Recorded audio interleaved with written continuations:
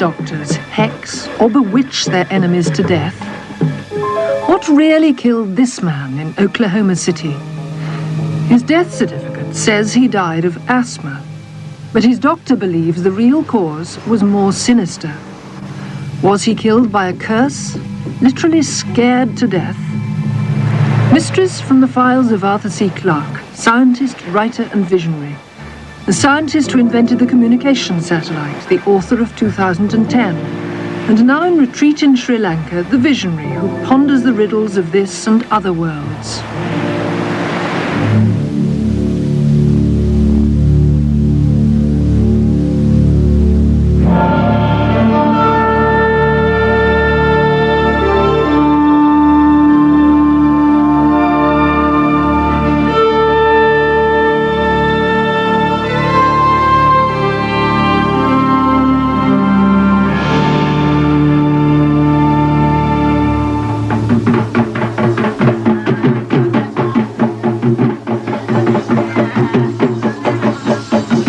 These are devil dancers from Sri Lanka, but you will find them in many other parts of the world.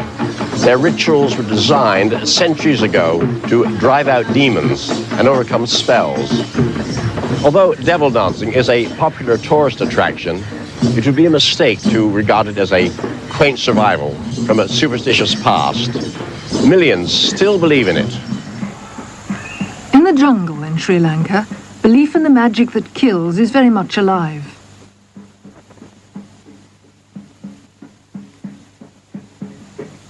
The sinister spells are cast in a mountain cave. With drumbeat and fire, the devil dancer calls on a demon to help him lay a curse on his enemy.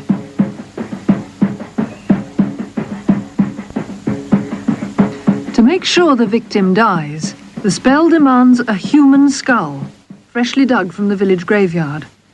If this bait works, the dancer is possessed by the demon, which demands mesmerized cockerels as a sacrifice. When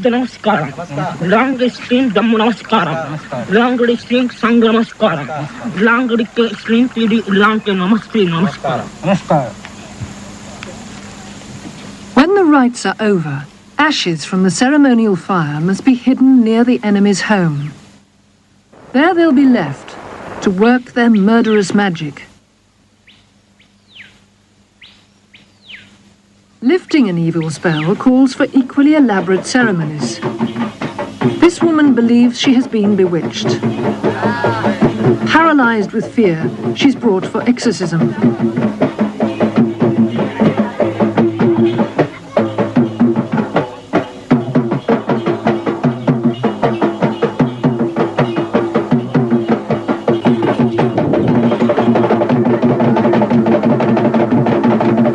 The devil dancer's job is to entice the demon from the woman's body.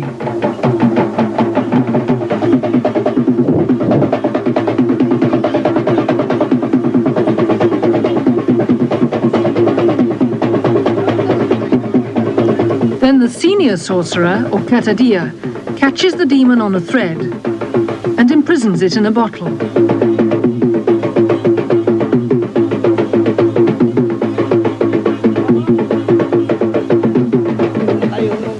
Promises that the spell will be lifted when the bottle's consigned to the depths of the Indian Ocean.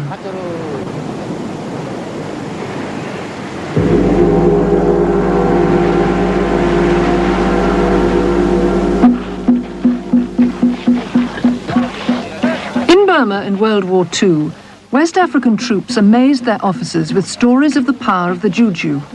One officer, a captain, remembers a case that ended as predicted in death. Alf Lewis. A soldier had gone to see the colonel, asked for an interview, and asked to be sent back to West Africa next day. He had to be in his village in West Africa next day, he said, because a juju was going there, and he had to be in his hut when he came. And the colonel said it was impossible. He couldn't be got back to West Africa in that time. And the man said, well, if I no go to juju, juju go come to me, I go die. The man had said to someone, one of his friends, that he would die next day at midday.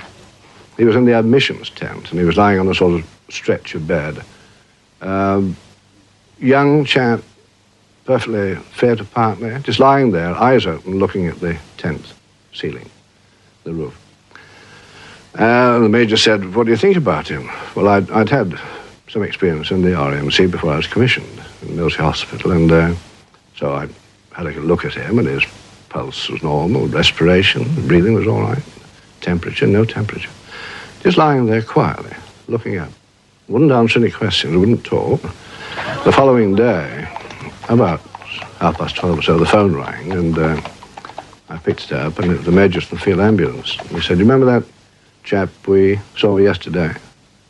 I said, "Yes." He said, "Well, he's slipped away on time. Just after 12 o'clock. Died. Closed his eyes, died." He apparently just stopped breathing, closed his eyes, and died. It sounds fantastic, yet there is chilling evidence gathered by doctors and psychiatrists and published in respected medical journals that magic does work sometimes. Spells can bring illness and even death. And this happens not only in the East or the lands of voodoo, but throughout the world. In America, for instance, this family drugstore is well stocked with the weird potions and powders prescribed by the local form of voodoo.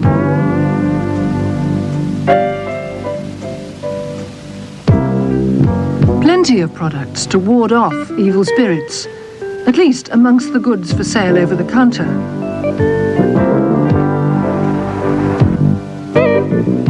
In this part of the world, voodoo is called root medicine because the people believe that some plants have magical power in their roots. The city's doctors have to take root medicine seriously. Dr. Ramsey Millett Jr.